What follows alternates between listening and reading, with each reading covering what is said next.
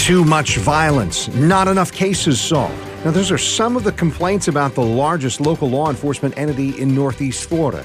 Today, two leaders from the Sheriff's Office explain their roles and the way JSO is trying to change the course of crime and improve public safety. Plus, how do you know what's going on in your community, in your region? We're exploring the role of local journalism, and we're looking through the view of the Florida Times Union's just departed editor, Mary Kelly Palka, about the devastation of print media and the reimagining taking place right now on This Week in Jacksonville. Next. And thank you for being with us today. This is our final show of the year, but as we are here also in studio today, Jamie Eason and Jennifer Short, both leaders of the Jacksonville Sheriff's Office. Jamie Eason, Chief of Patrol, Jennifer Short, Chief of Patrol Support. And so I appreciate you being here.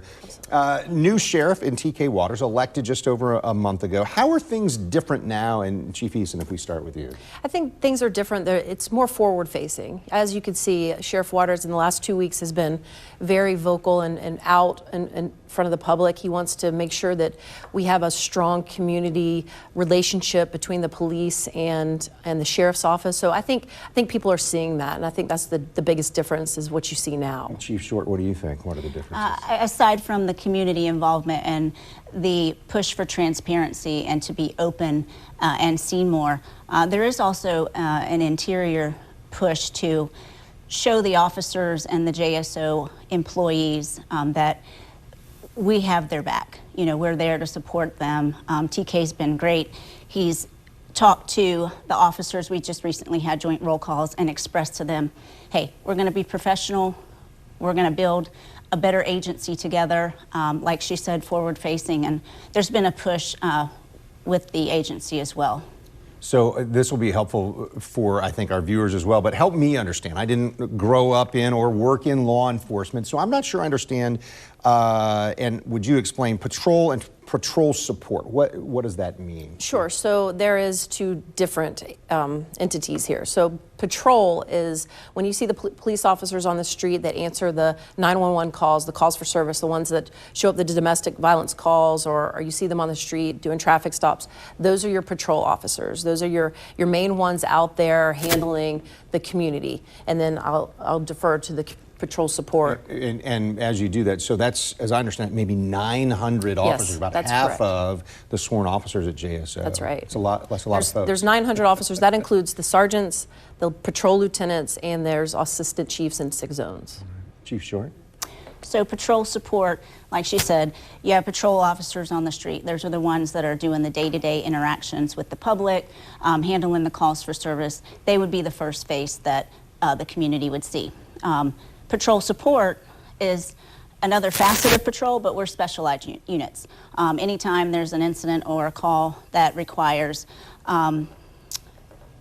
special units like aviation, canine, we have the motors for special events, traffic, DUI.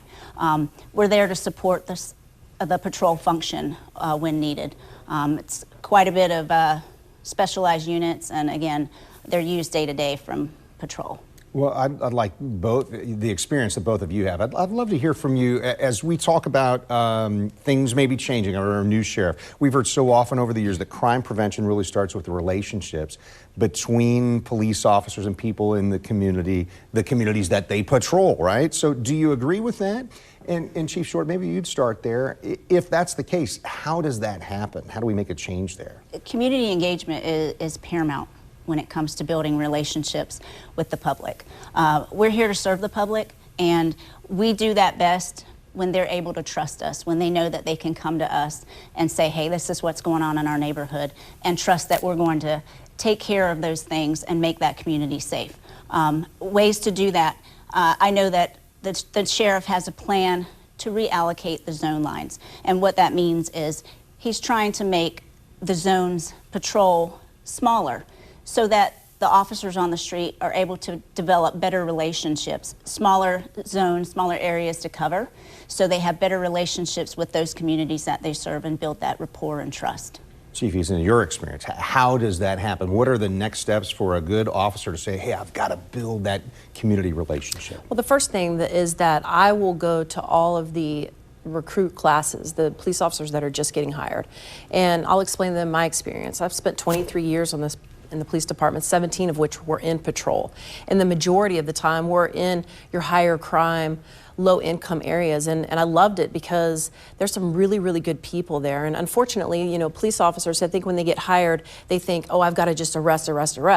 When in fact, when they have some downtime, I need to explain to them, hey, get out of your car, go talk to kids, play on the playground. I used to push kids all the time on swings and play basketball with them, and I learned their parents, and they gained trust in me, and I would go over to their houses, and if they had to discipline their child, I was there to help facilitate that, and they gained trust in me. And it's great because there are kids that I saw grow up, and now they're nurses, and they remember me and my name and my car number on the street, and that's paramount that I actually explain that to the new officers. So how does that work down the line? You're talking about in those moments, hey, I build that relationship, I push the kid on the swings, I learn the parents were.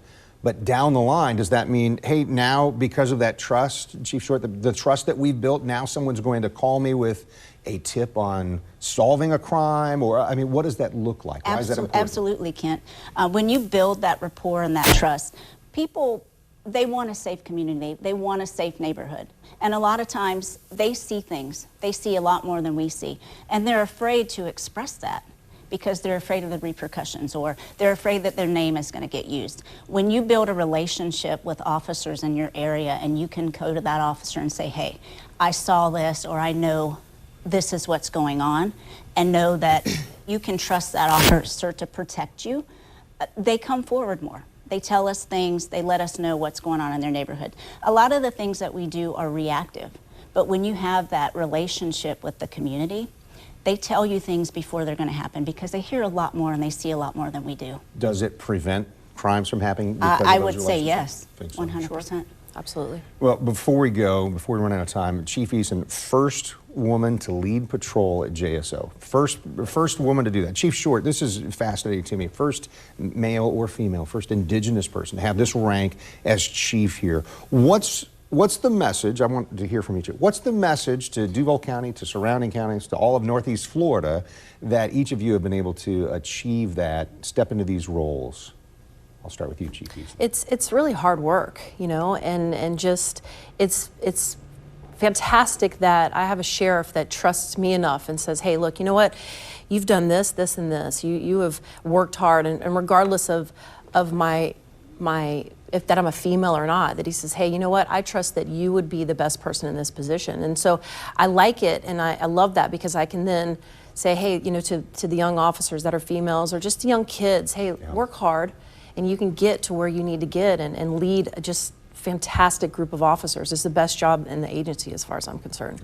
Thank you, Chief. Chief Short, what about you? I say the message is that our city is evolving, that the community, and it's not just in Jacksonville, it's nationwide, we're recognizing that there's value in different ethnic groups, different genders. We have a lot of great diversity at JSO, and the sheriff he loves that. He wants to promote that, and I think that we are evidence of that.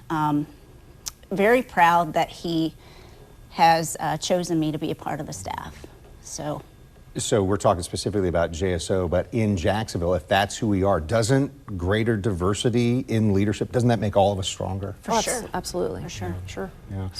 I appreciate hearing your thoughts on this. I appreciate hearing some of the ideas about where we're going and helping us wrap up our year in 22 by having a great conversation. Thank you for having us. Thank you so much. All right, so stay with us, shifting our focus from newsmakers to people who cover the news. Mary Kelly Polka talks about journalism in Northeast Florida and the impact it makes. She's our next guest on This Week in Jacksonville.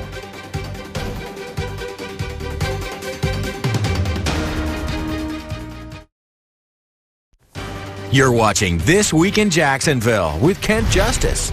Thanks for staying with us today. Jacksonville's daily newspaper has some serious history. The oldest paper in the state of Florida, with publication beginning as the Florida Union in 1864. Then after merging with the Florida Daily Times, the Times Union began publishing. That was 1883.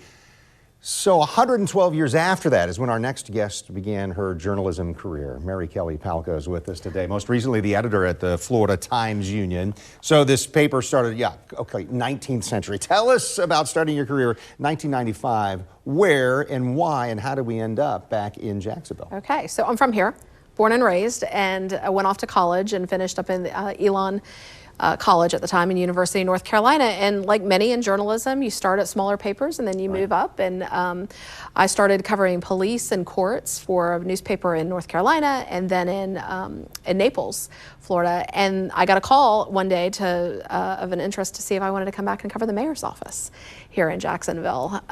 It was a complete change from what I had been doing, and I thought it sounded like it would be a blast. What year was that? That was Early in 2000. right? Yeah, they called me in 2002. I started 2003.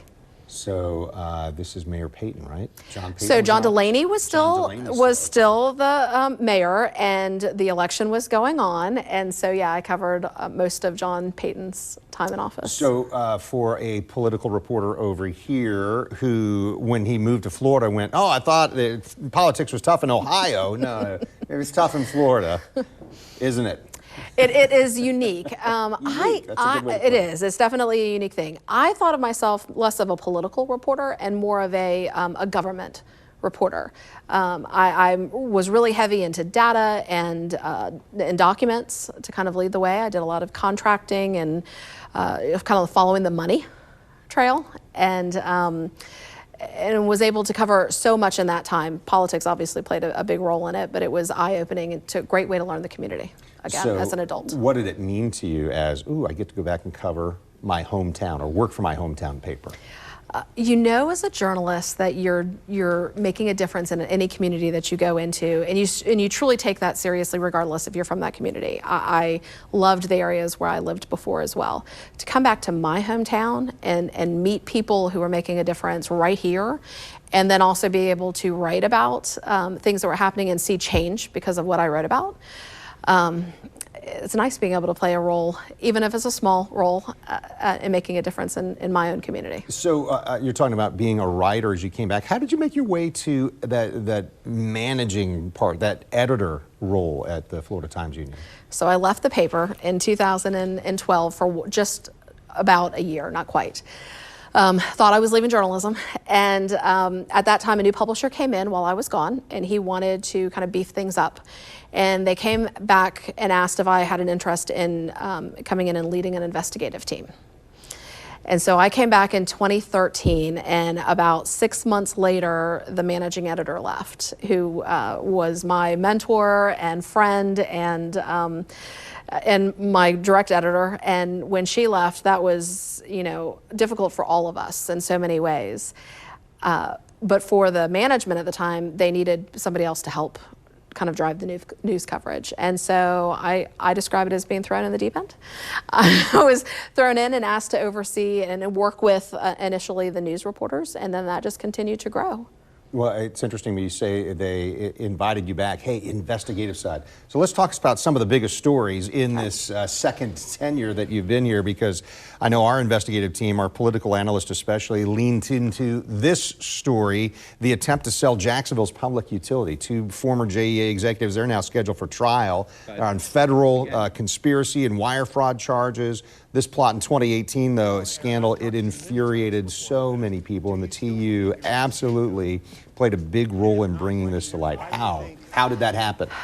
Good old-fashioned journalism. It was digging in, incredible sourcing. We have an incredible team over at the Times-Union, and not all of those people are still there who played a role in the JEA stuff, but most of them are. And we just kind of doubled down and followed the money, followed the sources. We looked for tons of records and connected those dots. And as you'll remember, the community was being convinced, supposedly, that there was no attempt to sell JEA. And that is not something that we believed, because it is not what the evidence showed. And so we continued, really focusing on that at a time when most people weren't willing to say anything. But we were. We didn't fear that backlash that we were getting at a time when people tried to say that the Times-Union was no longer relevant. And I think we saw by the end of 2019 that our relevance was still very strong. A lot of people talking about that. At the end of that, oh my goodness, What if not for local reporters investigating and digging in on this? Let me bring this up. Huge story in the past decade. The longtime U.S. representative from Jacksonville, Corrine Brown, investigated, indicted, tried, and convicted of federal corruption, conspiracy, tax evasion, and fraud. And then when the verdict was overturned on appeal, Brown ended up pleading guilty. Why was this such an important story? Certainly something we were deep in. So were the reporters at the Times-Union, for sure. One of the most influential people in our community, as you know, for decades. I got a tip one night that she'd been served with a subpoena while having barbecue, and called in a team of reporters, some of the same ones who worked on the JA stuff a few years later. Our staff was much larger then. And we, in a very similar way, we followed the money, and we really just wanted to understand what was happening, you know, with again, a person who was incredibly influential. And yeah, important to follow that and see what happened here. So we're going to take a short break, but stay nearby. We're going to take a deeper look at the role of local journalism and how the industry has changed. So you stay with us too on This Week in Jacksonville. We'll be right back.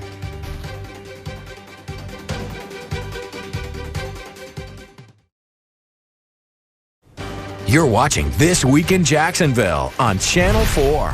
Mary Kelly Palka just resigned from the Florida Times-Union after a 2-decade career with the paper over 2 different stints. How do you feel about the state of journalism in broadly, and maybe what's the difference between what we see nationally and local journalists? Good questions. Let's start with the national versus local. At a national level, we are seeing so much of a divisive world, right? And that is certainly something that we see at a local level. But when it comes to journalism, when we talk about local journalism, we are not really talking partisan journalism.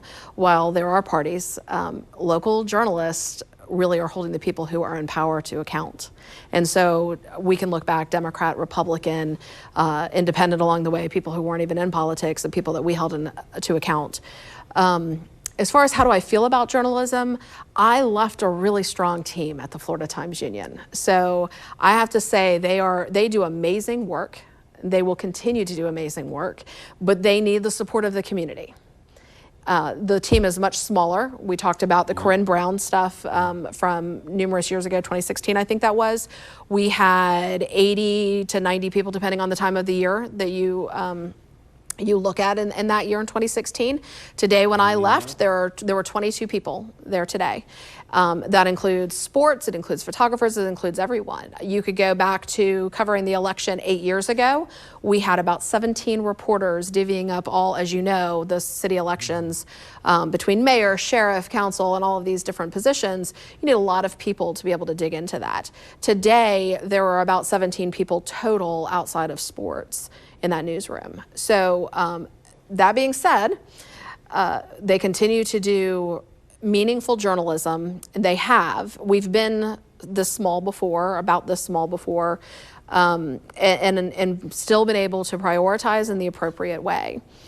But obviously, as those trends show, newsrooms across the country getting smaller in any community, but especially here in Jacksonville, if people want to make sure that there is watchdog journalism, independent, fair journalism, where we are looking at what is happening and we understand as community members what's happening with people in power, then people need to support journalism. So, Mary Kelly, let me take you back to May. The former 5-story home of the Florida Times-Union newspaper. It stood for 55 years. All came down, demolished in favor of the next big thing, Whole Foods and apartments in Brooklyn. Was that difficult at all for you to see? So I'm looking at the video as you say it. You know, as a Jacksonville resident, I'm actually excited about whatever might go there next. When I see that building, when I see those photos or video, I just have these incredible memories. You know what a newsroom can be like. The journalists who were in there, not just the journalists, but the people and the presses and the advertising folks and every part of what made a newspaper strong, which was hundreds and hundreds of people at one time. That's what I think of when I see that. It's a building. And no different than a print newspaper, which I know not as many people enjoy reading in print because they like the iPad or their phones or whatever. It is not what we're talking about when we say the Florida Times-Union and the journalism. That's not going away. again, with the support of the community. Right. So final minute here. Let's talk about the future of journalism, whether it's radio, TV, print. The past 20 years, and at an even faster pace in the last 10 years, things have radically changed. Radically. Where do you see things going from here? I wouldn't put money on any one thing. I think everybody tries to take a guess on what they think will happen with, especially print, but radio, any of it, because advertising and the way people are using media is completely different. But people value accurate information, and I don't think that changes. Do I think that we may go through some more struggles, some more difficult times? I do. I think that it is a community with caring people who are engaged and truly want the best for the community, and I think people will understand that a strong journalism, a strong local journalism is a part of a strong community, and I think that that will be maintained. I think we've experienced in the time that I've been here in Jacksonville, there can be partnerships. There's some competition between various media outlets or news organizations, but there certainly can be some, we're working on the same thing. And I think of those investigations, Corinne Brown and JEA and some of the other things that we've talked about as big stories. But I appreciate you, and I appreciate the time. I know you've said that, hey, I don't have anything to announce yet. I'm not talking about the next thing yet, but we know that these 20 years since 2002 and 3 when you came to town have been really important. Thanks so much for your time today. Thank you. I really appreciate it.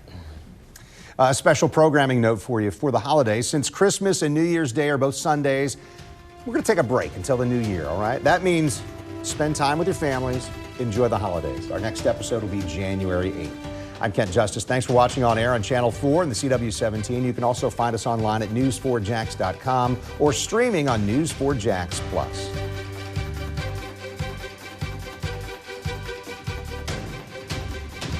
See why every day more people are choosing News 4 Jax, Northeast Florida and South Georgia's #1 source for local news.